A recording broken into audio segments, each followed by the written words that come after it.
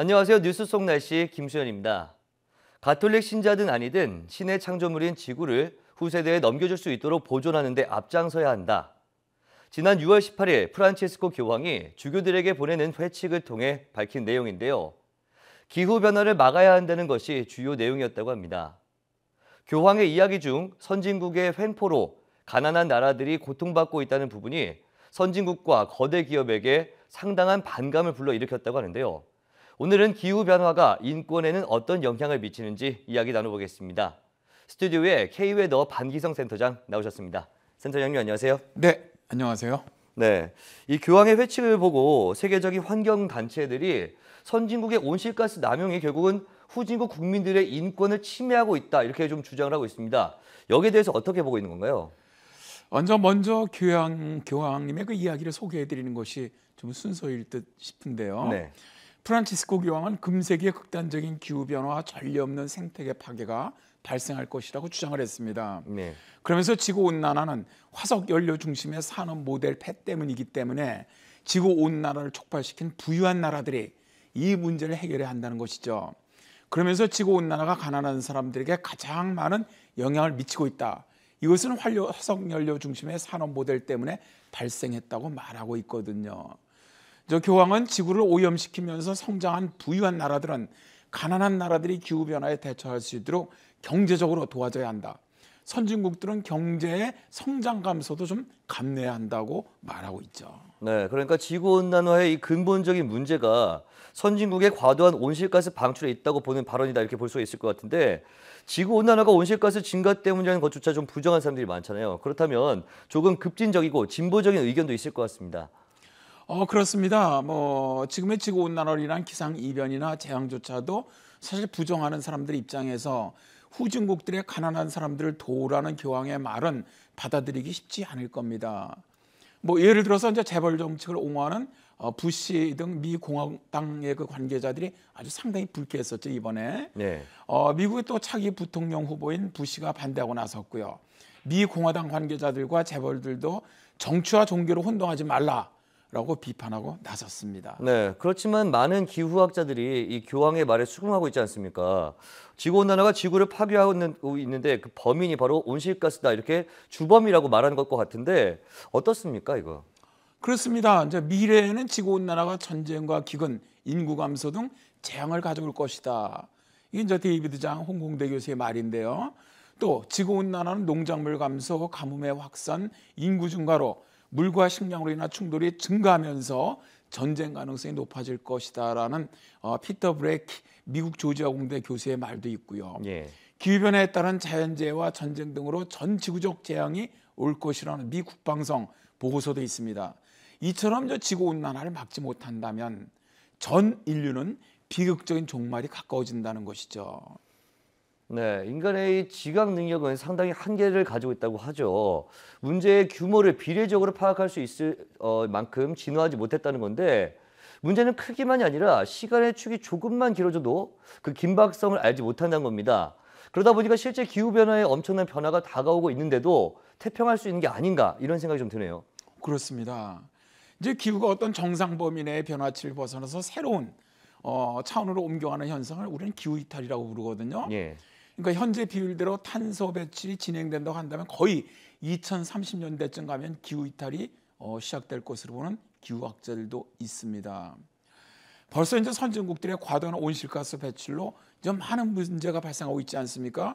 당장 남태평양 섬나라 국가들은 생존 문제로 그런 것들이 다가오고 있고요. 예. 또 일부 섬나라들은 다른 나라로 이주를 시작하고 있고 일부 섬나라는 구조적으로 이제 섬을 좀 높이는 이런 작업을 하고 있거든요. 예. 이들 중에 이제 팔라우라는 섬나라는 국제사법재판소에다가 국제법상 유권해서 요청을 했습니다.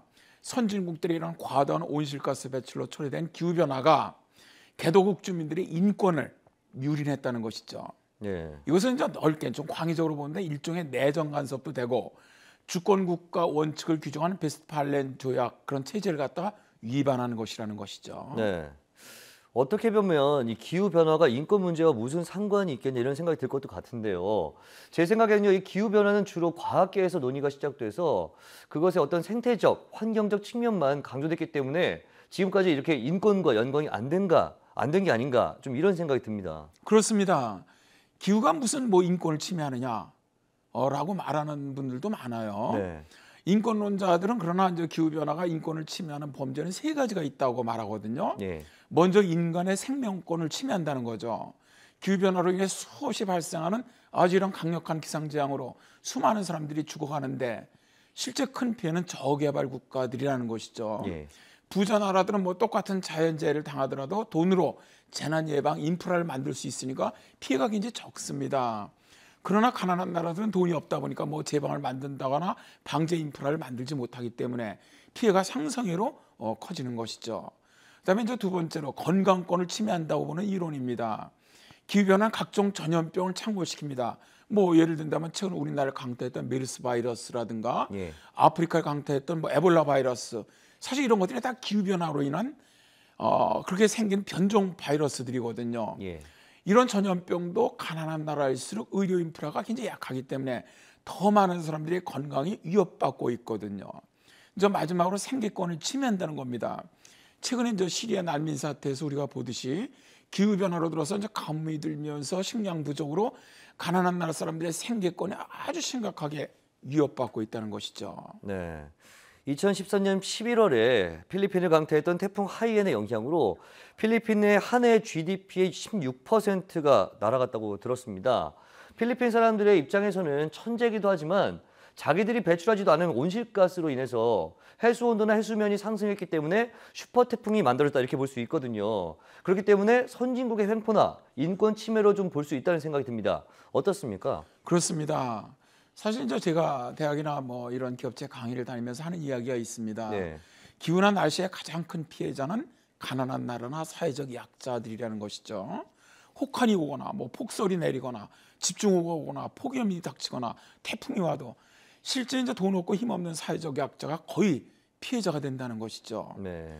사실 뭐 우리나라 같이 이제 우리나라는 좀 부자 나라라고 저는 보는데 부자 나라 같은 경우는 혹 세계적 기상 이변으로 식량 가격이 막 폭등한다고 해도 식량을 사갖고 올 수가 있어요. 예. 그러나 한번 생각해 보십시오. 가난한 나라 같은 경우 그럴 경우 식량을 사갖고 올 돈이 없거든요. 그러다 보니까 상당한 비극이 발생하는 것이죠. 네. 그러니까 제가 봤을 때는 교황이 밝힌 내용들도 이런 현상 때문에 부자 나라가 좀 가난한 나라를 좀 실질적으로 도와야 되는 게 아닌가 좀 이런 생각이 듭니다. 그렇다면 국제적으로 기후 문제를 인권 운동과 결부시키는 그런 운동도 있을까요? 전 세계 이제 인권 운동은 최근에 이런 기후 변화가 아주 심각한 인권 침해 예임을 이제 인식하기 시작을 했죠. 이제 예를 들어서 이제 말레 선언이 아주 대표적이라고 볼 수가 있는데요. 네. 2007년 11월 저 몰디브 제도의 수도 말레에서 인권 운동가들이 모여서 이 선언을 발표를 했습니다. 이제 말레 선언은 환경이 인류 문명의 인프라라고 보는 데서 출발하는데요. 예. 그런데 바로 이런 기후 변화는 환경에 대한 아주 심각한 위협이라는 것이죠. 지구촌의 모든 사람들이 인간 사회를 유지할 수 있는 환경에 대한 기본권이 있기 때문에 기후 변화는 바로 인간이 누려야 하는 인권의 명백한 침해라는 겁니다. 그래서 이들은 유엔이 좀 나서서 이런 상황에 대해서 조치해 주기를 요구를 했었죠. 네, 그렇군요. 오늘 말씀 고맙습니다. 네, 감사합니다. 네, 뉴스 속 날씨 오늘 준비한 이야기는 여기까지입니다. 시청자 여러분 고맙습니다.